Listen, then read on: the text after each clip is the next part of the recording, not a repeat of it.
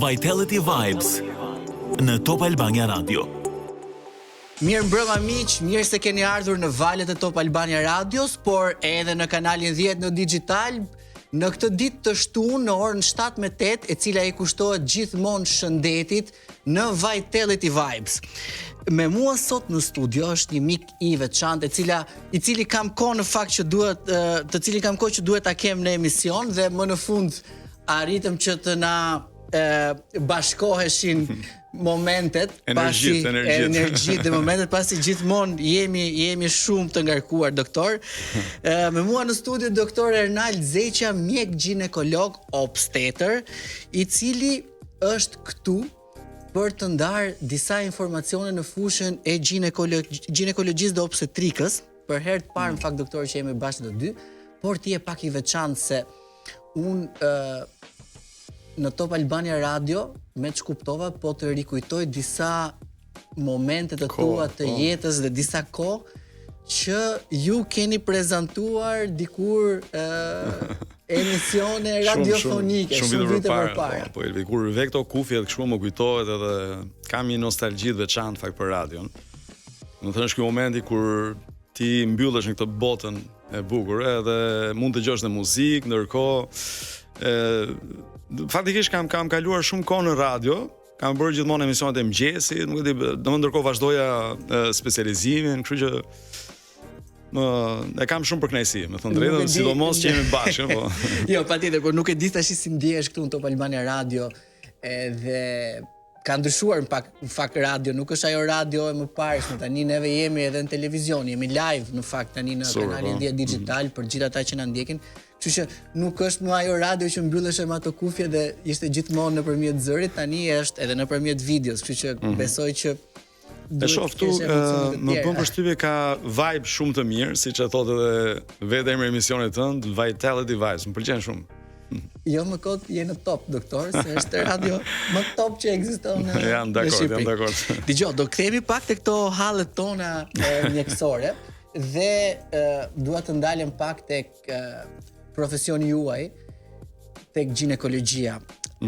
Tani ne kur mendojmë dhe flasim për ginekologjinë, sidomos kur kemi ginekolog mashkull, njëherë gjëja e parë që na vjen në mend e themi ore, pse ta çojmë domethënë pse ta shkoj gruaja te ky mashkulli, më ta shohit na e xhveshi, po. Unë dua në fakt të dija, është e bukur puna e një ginekologu, domethënë sa interesante është për ju që bëni këtë punë në vite të tëra, domethënë nuk e di që nga konceptimi deri tek lindja e bebit. Është mos them, domethënë për secilin ajo që bën është profesioni më i bukur, po me thënë drejtën është një profesion i jashtëzakonshëm i cili të dhuron emocione gjatë gjithë jetës. Domethënë ti përjeton të njëjtat emocione që ke përjetuar edhe kur ke qenë në fillimet e tua, edhe mbas 20 vitesh etj. Dua të tregoj vetëm atë dallimin e vogël midis ginekologut dhe obstetrit, sepse duhet kuptuar që shumë mjek i bëjnë të dyja, shumë pra obstetrikën dhe ginekologjinë. Obstetrika përfshin që nga momenti kur je shtatzan deri në momentin që lind, okay? Dhe me këto merret obstetri. Ginekologu merret me gruan që nuk ka probleme shtatzanie, do të ka probleme të kontracepcionit, probleme të përditshme, hemorragjisë, menstruacione etj. Por shpesh herë ne i bëjmë dhe ginekolog dhe obstetër, ka mjek që janë vetëm të specializuar në ginekologji. Unë për vete pëlqej mjekësinë materno-fetale, këtë ku futet dhe obstetrika bashkë me lindjet etj. Domethënë. Por emocionet janë shumë të forta. Unë emocionet e parë të bukura kam përjetuar në vit 5 në fakultet, ku ne bëjmë ato ciklet, ti e di ciklet tona të praktikës, të klinikës, domethënë, pra futemi në klinik vit 5, vit 6 dhe shëtisim gjithë 3 partet nga 2-3 muaj, 4 muaj varet. Dhe erdhi radha e obstetrikës, edhe ishim një grup 2-3 studentë që na morën për një lindje. Ishte fati im i madh, do thoja, që ajo lindje ishte një lindje jashtëzakonshme. Ajo grua pat një emocion aq të madh pas lindjes, se mori bebin në përqafoi, i fliste fjalë të bukura. Edhe unë me thënë drejtë nuk rënqetha, më krijoi një gjendje fantastike kështu. Domethënë që në atë moment besoj ka qenë një energji që mora jashtëzakonshme. Besoj që kjo do të qenë një nga gjërat për e cila më bëri të vendos pastaj për ginekologjinë më vonë, po. Shumë interesant. Doktor, tani ka ginekolog të cilët ose le të themi ka pacientë të cilët ndonjëherë nuk gjenden shumë komode me ginekologun. Domethënë thotë është çiki ashpër, nuk na hap telefonin, ndonjëherë të presësh një fëmijë është edhe çik stres, është edhe një çik ankth. Domethënë si është puna me nënat e reja, si menaxhoni ju këto nënat e reja, të cilët janë ankth, janë stres, që ndonjëherë dhe nuk janë shumë komfort. Ginekologu mund të jetë shumë i mirë, po nënat janë të pasigurta. Domethënë si arrini ju ti menaxhoni këto rastet? E para nuk ka të bëjë me gjinin, se këtë ma kanë thënë disa njerëz që ginekolog mashkull, femër, ka të bëjë me energjinë, me kimin që krijon me pacientin. Domethënë kam pyetur një mjek jordanez dikur që kam takuar edhe se si ishte puna e një mjeku ginekolog në një vend ku shumë gra janë të mbuluara. Edhe ai më tha, është e kundërta, aty gratë kanë më besim tek mjekët meshkuj sepse janë më të mirë trajnuar. Përgjithësi gratë ginekologe kanë, domethënë kanë lejet e shtatzanisë, humbasin disa vite. Dhe kjo i bën te mjekët ginekolog për çudi më të besuar në Jordani. Kështu që nuk ka lidhje, por unë mendoj që ka lidhje me shumë me kimin që krijon me pacientin, me besimin. Dhe kjo krijohet që në momentin e parë. Domethënë momentin e për 5 minutën e parë krijohet besimi midis mjekut dhe pacientes. Ndërsa për punën e telefonit, unë fatikisht ka 20 e sa vjet, që 22, 23 vjet gati, që nuk e fik telefonin tim. Telefoni im qëndron hapur gjithkohës, edhe sepse kemi edhe orët e natës që mund të kesh një telefonat. Unë faktikisht e respektoj shumë edhe besimin që më ka dhënë pacienti, edhe mundohem ta respektoj deri në fund. Pacientin, kështu që mundohem t'ia përgjigj të gjithë, okay. Kështu që por bëj edhe këtë gjë tjetër, në klinik mundohem t'ia përgjigje shumë pyetjeve,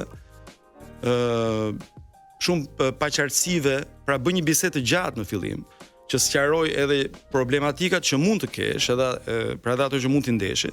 Kështu pacientët në përgjithësi janë të sqaruara për shumë probleme që kur hyjnë, që në takimin e parë edhe të dytë. Doktore, faleminderit për përgjigjen. DJ Kedos thotë që duhet shkojmë në publicitet, do rikthehemi pas pak. Miq në Vitality Vibes, me mua në studio doktor Ernald Zeqa. Obstetër ginekolog. Faleminderit doktor që je këtu me ne. Por pa harruar doktor që në botën e mjekësisë moderne, anti-age plasma exchange është një trajtim që po ndryshon standardet e jetëgjatësisë. Një nga terapitë më të avancuara në nivel ndërkombëtar e përdorur nga figurat e njohura për të ruajtur energjinë, shëndetin dhe vitalitetin në çdo moshë. Për shembull, J Loja që vazhdon të jetë akoma kështu në formë, përdor anti-age plasma exchange, nuk është më sekret. Kjo procedurë e sofistikuar pastron gjakun nga toksinat, ul inflamacionin, rigjeneron qelizat dhe gjithashtu forcon sistemin imunitar duke ngadalësuar ndjeshëm procesin e plakjes. Tani kjo eksperiencë revolucionare ofrohet edhe në Shqipëri, ekskluzivisht në Eteris Klinik, e cila është Day Hospital në qendër të Tiranës në rrugën Bardhok Biba, pranë katit të dytë në pallatet Hodaj, një qendër ekskluzivisht moderne dhe një wellness të gjithashtu në një mjekësi të avancuar, të cilën mund ta gjeni tashmë edhe në Shqipëri. Doktor, ne vërtet folëm për anktin dhe për stresin, por duhet të ndalim pak te disa aspekte tani që i përkasin çik ginekologjisë moderne. Për shembull, përpara ne linim gjatë lindjes linim vetëm pacienten me mamin. Tani duan edhe burrat që të hyjnë në sallë dhe të ndjekin procesin e lindjes. Si është kjo punë? Domethënë, ja, është trend në Shqipëri, domethënë preferohet që të jenë meshkujt edhe të bëjnë atë suportin e bashkëshortes, dhe nga ana tjetër dua edhe të më sqarosh diçka. Nuk e di, ai emocioni që mund të përjetojë nëna ose babai në atë momentin e parë që dëgjon rrahjen e bebit aty në eko. Këtë më përshkruaj pak. Shiko, po ta nis nga këto rrahjet e zemrës së bebit është fantastike. Në fakt ajo është sheku e parë ose e dytë që ne bëjmë, edhe mendoj që është një nga momentet më të bukura të shtatzanim. Unë e përjetoj. Edhe tjetës besoj. Edhe tjetës patjetër, po unë e përjetoj shumë për vete, domethënë. Imagjino një nën që ka humbur 2 barra përpara dhe ka këtë, s'ka dëgjuar asnjëherë në asnjë nga ato barra rreth zemrës dhe i dëgjon për herë të parë. Edhe ka gjithmonë lot nga shërime, do është shumë e bukur si moment. Kisha një paciente një herë, edhe ishte shumë histori e lezetshme. Kjo ishte një tip i ftohtë, jo shumë, domethënë, jo shumë tip emocional.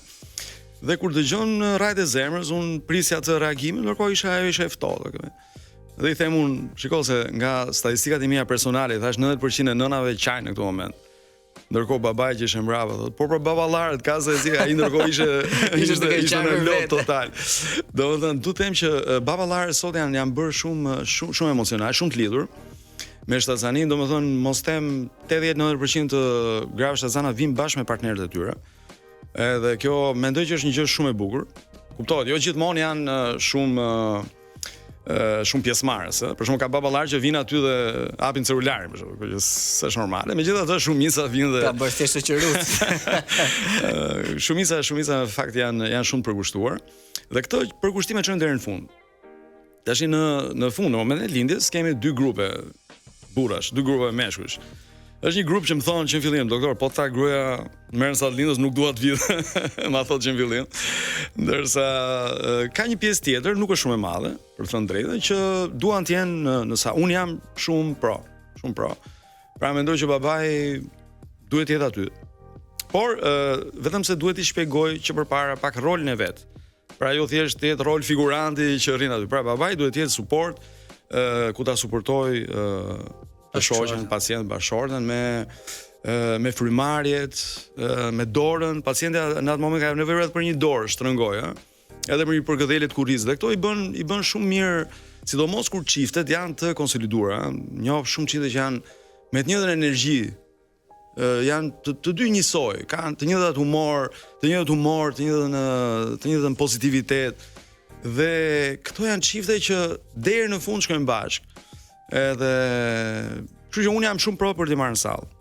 Kuptohet që ka pasë momente kështu. Pra është një procedurë që me të kuptoj, domethënë ka filluar në Shqipëri që të jetë. Po duhen informuar përpara, sepse shumë shpesh, po na ndodh që baballarët bëjnë dhe gjendë lipodemia aty, të fiktit, domethënë, kështu që janë se ka parë shumë video në internet që janë, po janë të vërtetë, që pastaj s'dikot mbash babain që i bie të fikët apo nënën që megjithatë me një informim të mirë e suportojnë mirë.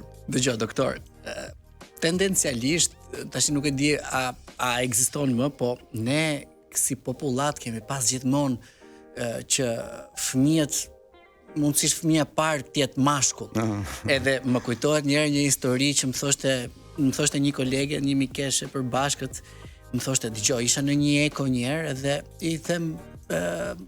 i them pacientes, urime për vajzën duket shumë mirë, kaq kile, kaq kështu, andaj këtë dhe po i thoshte që është vajzë në një lloj mënyre dhe ndërkohë ishte babai këtej nga krau tjetër që thoshte doktoresha sa lek do kthehet çun. Kështu që nuk e di si është kjo tendenca për të pasur gjithmonë fëmijë meshkuj. Më tepër është kjo, më tepër është presioni shoqëror kam përshtypjen. Domethënë ne si ballkanas gjithmonë urojmë hajt me një çun, i thotë. E kupton? Është dhe urim kështu familjar, domethënë. Por mendoj që trendi ka filluar të bie. Domethënë ka shumë meshkuj që duan të kenë, sidomos fëmijën e parë vajzë. Edhe këtë e shoh si shenjë qytetarie, me thënë drejtën, pëlqen shumë. Edhe praktikisht Ballkani besoj që shquhet në përshekuj, kanë dashur meshkuj edhe për luftra. Dhe tani unë i them pacientëve, shikoj, luftrat nuk bëhen më me armë tani bëhen me mendje, dhe femrat shquhen për prakticitet më të lartë, pse jo dhe zgjuarsi, sidomos në gjërat e përditshme. Domethënë, besoj që ka filluar të bjerë ky trend. Bila jo më larg se dje kisha një çift të cilët lindën, edhe ata e donin sekret gjinin. Nuk donin t'ia tregoja. Edhe unë mundohesha mos ia shihja fare që se ne herë i thua si puna jote. Ja çuni kështu, ja kështu.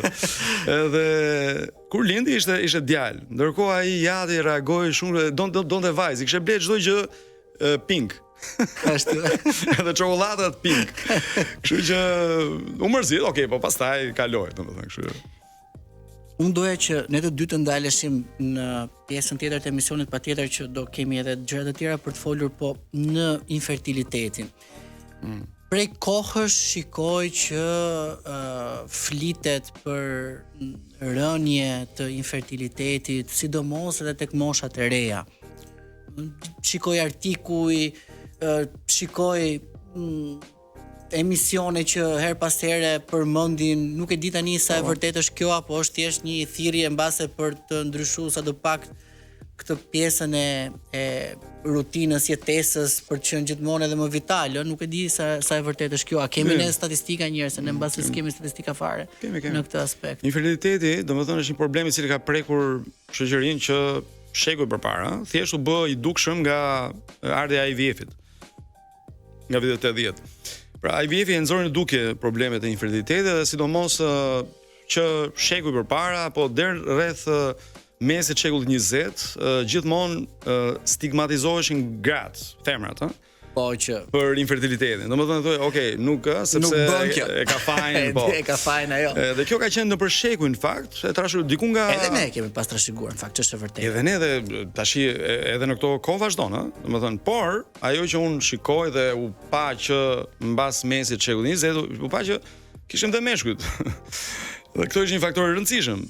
Tani kemi 40% faktor femëror, 40% mashkullor, pra janë të ndarë, 10% janë të përbashkët, domethënë kemi faktorë të përbashkët dhe 10% janë incognito, të panjohur, pra me shkaqe të panjohura. Por infertiliteti unë e shikoj shumë problematik te meshkujt. Domethënë femrat kanë gjëra të zgjidhshme shpesh herë, po themi ovar polikistik, çrregullimet ciklit etj etj, ovulacioni, mosha, ka dhe mosha, mund t'i trajtojmë pastaj pak më vonë. Por unë shoh si shumë problem meshkuj dhe që nga vitet 70 edhe me statistika botërore ka një rënje të dukshme të volumit të materialit spermatik, të edhe cilësisë edhe shpejtësisë së spermatozoideve. Faktorët janë, obeziteti, po, stresi në punë, stresi i rritur, orët e gjata në punë, është duhani, alkooli, janë drogat, kokaina, marijuana, heroina etj etj. Dhe patjetër dhe mosha në rritje e baballarëve, tash edhe meshkujt po kanë tendencë të krijojnë familje më vonë. Pse? Se duan të jenë të sigurt financiarisht. Po kështu dhe femrat. Pra nuk është vetëm karriera që thuhet, ka qenë dhe pasiguria financiare që i detyron, ose femrat tash duan të jenë më të pavarura ekonomikisht. Dhe një shtatzani në moshën 25 vjeçare të ndërpret nga një cikël karriere, po themi. Kështu që shumë femra e shtyn vet këtë moshë. Pastaj janë dhe të bindura që mbas 40 do ketë zgjidhje, se gjithmonë është IVF-i. Mirë, po mund të flasim pak më gjëra për këtë, nuk është gjithmonë kështu, domethënë kështu. Doktor, nuk do doja të ndërprisja, po ky Kedos nuk më lë rahat, kishte do të shkon sërish në publicitet. Okay. Bobby Helms, në fakt në këto atmosferë festash duhet kjo kënga dhe ky Kedosi është shumë i mirë doktor se gjithmonë i gjen këto momentet e pauzës për të na gëzuar me muzikën e tij, por që mos harroni që edhe Intermedica ju gëzon me të gjithë ofertat e saj gjatë muajit dhjetor, duke ofruar paketa të dedikuara për kujdesin e zemrës. Kontroll i plot kardiak për parandalim, diagnostikim dhe monitorim. Lipidograme plot, EKG dhe ekokolor Doppler i karotideve nga 9.200 lek në 6.900 lek. Në Intermedica, Life Needs Care, rezervo vizitën tënde sot, pa harruar mi që unë kam në studio doktor Ernald Zeqen, mjek ginekolog, i cili e la diskutimin pikërisht në uljen e prodhimtarisë, fertilitetit, okay. Ose uljen e fertilitetit, pra mundësisë për të bërë fëmijë sot tek moshat e reja. Por nga ana tjetër, doktor, gjithmonë ju përmendët që karriera tek meshkujt, tek femrat, kjo pasiguria ekonomike çon gjithmonë më shumë që të konceptojmë mundësinë për të bërë një fëmijë gjithmonë në mosha më të mëdha. Nuk e di, edhe kjo patjetër që është një pjesë e vështirësisë mbase për të bërë fëmijë në një moshë të vonshme, po dëgjojmë një herë që e morë vesh për atë, edhe ajo lindi 45 vjeç, 47 vjeç. S'ka më sot tani ta bësh 25, bëhet 45 Ka metoda plot. Domethënë është kjo që thash, pra një nga arsyet që femrat po shtyjnë moshën e shtazanisë parë është edhe kjo që se kemi raste është filania, është fisteka, sidomos personazhe që janë publike. Por këto harrojnë historinë që ka një 44-45 vjeçare, historinë për të arritur deri aty. Pra zhgënjimet që ka pasur, IVF-et të dështuara në vite. Kështu që domethënë gjërat nuk bëhen të kollajta me të drejtën. Nuk i themi këto ne, po ne mendojmë gjithmonë që rezultati final u arrit. Këto nuk thuajmë, po gjithmonë rezultati është ai që shikohet. Megjithatë, dua të shpjegoj një gjë shumë të thjeshtë, pra femrat kanë një rezervë ovariale me të cilën lindin. Pra lindin me rreth 2 milion vezë, ovocide. Pastaj në pubertet, diku në adoleshencë janë diku te 300.000. Pastaj, pra vjen duke u zvogluar nga viti në vit. Pastaj diku në moshën 32 vjeçare bëhen 100.000 dhe në moshën 35 bëhen rreth 25.000 vezë. Pra në 35 ka një rënje të rezervës ovariale 35 vjeç. 35 vjeç. Është ajo që ne masim me një hormon quhet AMH, që për shumë vajza është i dëgjuar si hormon. Dhe AMH ulet, pra rezerva ovariale ulet shumë mbas 35 dhe ka një pikë tjetër, rënje në formë pikate mbas 37. Kështu që unë i them pacientëve të mia në fakt që nëse keni një plan, atë realizoni të paktën brenda 37. Do ishte shumë mirë brenda 35. Ndërsa meshkujt kanë një prodhim të përditshëm. Pra meshkujt si thosh nuk shteron asnjëherë fertiliteti maskullor, sepse spermatozoidët prodhohen çdo ditë me miliona. Maturia e spermatozoidit ka një cikël rreth 78 ditor, domethënë është ajo forma embrionale që quhet spermatozoa, e cila do 78 ditë që të formohet. Pra, nëse një mashkull sot ndryshon shumë disa gjëra nga stili i jetës vet. Pra, lë duhanin, ul stresin, bën sport. Sporti është shumë i rëndësishëm për meshkujt. Heq alkoolin, drogën, nuk e di, mas 78 ditësh do ketë spermatozoid më të mirë se këto që ka sot.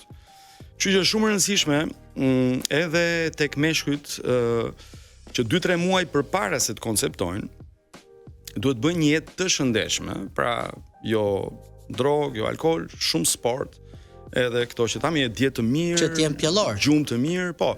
Kështu mund të rrisin fertilitetin. Po, cilësia e spermës ndryshon në sensin cilësia le të themi çfarë mbaret me vete, se domethënë patjetër që tash shumë nga shkaqet e atyre që ne i quajmë miset abort, domethënë këto abortet, barrat e humbura, po i vjen dhe anës paternale, domethënë babait.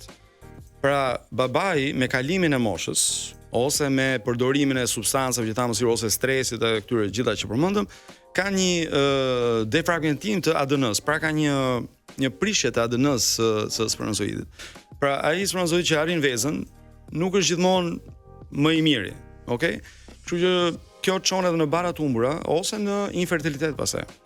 Kështu që edhe shtyrja e moshës së baballarëve është pjesë e problemit sot në fakt, sepse një baba 43-44 vjeç po them ose mbi 40, patjetër që do ketë një partnere mbi 35 në shumicën e rasteve. Kështu që pastaj bëhen faktor të përbashkët, ëh. Pra bëhet dhe faktori babait që ka probleme të veta dhe faktori i nënës. E quani ju pjellor një mashkull i cili mund të ketë edhe 10 spermatozoid për shkak. Domethënë mundësi nuk e ka zero. ka meshkull, por këto patjetër që do duan metodat e IVF-it, ëh. Pra nëse një mashkull ka shumë pak spermatozoid të lëvizshëm ose forma normale, nuk mund të arrijë në mënyrë natyrale, sepse nga miliona spermatozoide që nisen në tuba mund të arrijnë pak nga këto. Kështu që është një luftë e cila përfundon me pak fitues. Në momentet që ju përmendët që ka shumë konsumim të alkoolit, drogës tek moshat e reja, domethënë shikojmë gjithmonë adoleshent që dehen gjithmonë më shumë, drogohen gjithmonë më shumë. Është vrastare kjo për spermatozoidët? Domethënë kanë shanse që në një moshë të dytë, le të themi, ose në një fazë të dytë të jetës, për shembull, që mund të jetë mosha 35, 40 etj, të kenë mundësi rekuperimi, po hyn në një cikël apo janë dëme që mbeten. Mendoj që një njerëz i cili i hyn kësaj rruge, domethënë do ta kesh shumë vështirë të kthehet brapa. Pra, është parë që marijuana 1, duhani 2 janë shkaktar të uljes jo vetëm numrit spermatozoidëve, por edhe cilësisë së këtyre shpejtësisë e gjithave, në shkaktar direkt. Drogat e tjera ulin libidon, ulin dëshirën seksuale, alkooli po kështu. Dhe një person i cili alkoolizohet ose pi alkool në mënyrë kronike, ka shumë vështirë që në moshën 35 vjeç tani do rikthehemi në jetë të shëndetshme. Domethënë, megjithatë, një mashkull që ka abuzuar gjithmonë ka mundësi që të rikthehet, po themi, në një mashkull të shëndetshëm. Pra, nëse heq këto që tham totalisht, unë kam pasur edhe me rezultate, se unë nuk jam androlog, po më lidh shumë puna me meshkujt, po themi, partnerët e pacientët mia. Mbas disa muajsh, edhe trajtime suplemente, një jetë shëndetshme, ka ndryshime të dukshme. Dhe një pyetje shumë të shkurtër para se ta mbyllim. Le të themi konsumimi i drograve etj. Është risk që në të ardhmen të lindin fëmijë me problematika? Nuk besoj deri këtu, por mund t'japi barra të humbura, atë që thash, aborte spontane që krijon ose ndoshta edhe anomali tek bebet, po që kapen shpejt. Okej, doktor, falenderoj për përgjigjen. Rikthehemi pas pak. Kur doktor? Për shumë gjëra interesante që kemi prekur gjatë emisionit, doja të ndalesha në një aspekt të fundit për sa i përket abortit. Tani ka shumë nëna që duan të abortojnë, ka shumë shtatzanit të padëshiruara. Si është fuqia e një mjeku që atë paciente që ka përpara t'i bëj të mundur që ta kthej ose le të themi të bëj të kundërt. Para se të më japësh një përgjigje, kemi një koleg në të dy bashkë që e njohim, po ka qenë edhe këtu te unë emision, edhe ai ginekolog më thot, Ilv, buk djath domate sa herë vjen në një paciente që do të abortojë, them dëgjoj, buk djath domate ta mbaj un bebin gjithë jetën. Kështu që me ushqim është në rregull gjithë jetën, ta mban doktorit. Për të tjera thotë. S'është kjo lajm fakt, po. Megjithatë, faktikisht problemi i abortit është një problem që është pjesë e planifikimit familjar, le të themi. Aborti është i lishëm në Shqipëri deri 12 javë. Ne sidomos është problem me aborti tek adoleshentët, tek vajzat e reja. Aktualisht tani po përdoren masivisht edhe pilulat abortive, të cilat me një farë mënyre kanë shmangur shumë komplikacione të aborteve. Megjithatë, ajo që ne bëjmë si ginekolog është që i lëm gjithmonë 24 orë një paciente e cila vjen dhe shikon një barë që nuk e do. Shkaqet janë ndryshme, se nuk është kaq kështu bardhëzi, domethënë. Pra, ajo mund ta ketë një fëmijë shumë të vogël në gjë, 5 muaj, 6 muaj, edhe është azan, pra nuk është kollaj. Ajo mund të ketë 3 fëmijë dhe nuk do një bar tjetër. Ajo mund të ketë pas një bar me shumë probleme dhe nuk do një bar. Domethënë ka shumë situata, nuk është kaq bardhëzi. Megjithatë, ajo që ne bëjmë është që duhet i lëmë patjetër një 24 orë ose 48 orë kohë ta mendoj. Unë kështu i them pacientët mia, mendoje. E shohë, merr pluset, minuset, edhe merr dhe bashkëshortin, patjetër duhet të jenë bashkë. Edhe mendojeni. Do të thënë 48 orë ka nevojë njeriu të kuptojë, të reflektojë. Ka pas raste, edhe unë për ato jam shumë krenar, që mbas 48 orësh ose 2-3 ditësh pacientja vjen dhe thotë doktor, do ta mbaj. Edhe kjo është shumë emocionuese për mua, me thënë drejtën, ndjehem shumë mbret atëherë kur kam pasur raste kështu. Po në fakt të mendosh që nga një anë kanë nga ato nga ata çifte që përpiqen gjithë jetën për të pasur një fëmijë, dhe nga ana tjetër ke dikë që e ka dhe unë gjithmonë mundohem të mësoj të mirat që ka mbajtja një fëmie, edhe ndonjëherë gratë ka nevojë të flasësh pak për anë të mira. Po keni rast për shkakun që vjen vetëm, që nuk e di ose mendon ore kam ciklin e çrregullt, po ndërkohë nga krau tjetër është azan, domethënë se po ka raste kështu. Kam një rast që para ca vitesh, fakt që ishte një gocë shumë e vogël, 20-21 vjeç, e cila ka pas një cikël të çrregullt, dhe unë e kisha trajtuar para 2 vitesh. Edhe vjen me nënën e vet, e cila më thot prap, doktor, ka prap sikël që ju rregullua një herë, pastaj ka prap, edhe që ngusht nuk ka tash. Edhe në atë kohë koincidojnë që ishin diku nga tetor nëntor, dhe shikoj që ishte shtazan gati 5 muajsh. Kjo është një situatë shumë e ndërlikuar në fakt, edhe nga ana psikologjike, domethënë ato janë të dyja si në gjendje shumë shoku, shumë të turbull. Duhet të merresh shumë, Milvi. Domethënë profesioni jon nuk është vetëm mjekësi, është edhe psikologji. Pra duhet të flasësh, të fola veç me vajzën, fola veç me nënën, pastaj fola veç edhe me partnerin e vajzës. Kështu që pjesa profesioni jon përfshin shumë dhe anën psikologjike. Merremi shumë dhe psikologjikisht me pacientët. Doktor, ka shumë urime që edhe mesazhet që më kanë ardhur që po na dëgjojnë, tani do t'i them pas emisionit, por para se ta mbyllim do doja një mesazh nga ju për gjithë ata që na dëgjojnë. Sidomos me qenë se mbyllëm me pjesën e abortit, domethënë doja që të jepja një mesazh sidomos për vajzat e reja, të flasin me prindrit, të flasin me familjarët, me nënën, me babain. Shumë vajza kanë lidhje më të fortë me babain sesa me nënën tani, unë shikoj. Por të flasin dhe t'i thonë gjërat. Pra puna është që këto barrat kapen paktën të kapen shpejt, që të kesh mundësi ti menaxhosh. Sepse edhe një shtazani në një moshë 17 vjeçare, po themi, është një traumë për gjithë familjen, ëh. Kështu ajo është e papërgatitur dhe për sa i përket fertilitetit, atë që tham, pra bëni sport.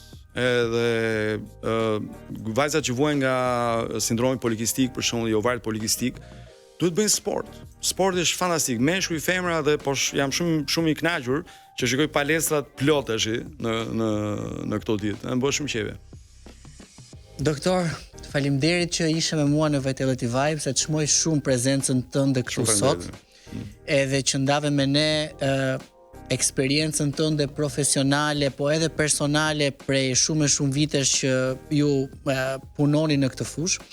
Patjetër që ne të dy do shikojmë prap, edhe unë jam shumë i bindur që do kemi tema tjera për diskutuar, edhe besoj që do shikojmë në Vitality Vibes. Nuk folëm për cezarianin, do kemi gjëra për diskutuar, kështu do i lëm në një moment të dytë. Miq, ishit në Vitality Vibes me doktor Ernald Zeqën. Faleminderit. Ju kujtoj takimin ton të ardhshëm në orën 7:08 të darkës ditën e shtunë. Mos harroni, për gjithë ju që nuk keni arritur ta ndiqni këtë episod, në YouTube Vitality Vibes dhe të gjithë artikujt që mund t'i ndiqni në Health and Beauty, por gjithashtu reelsa, informacione që do shpërndahen gjatë gjithë javës në faqen zyrtare të Top Albania Radio.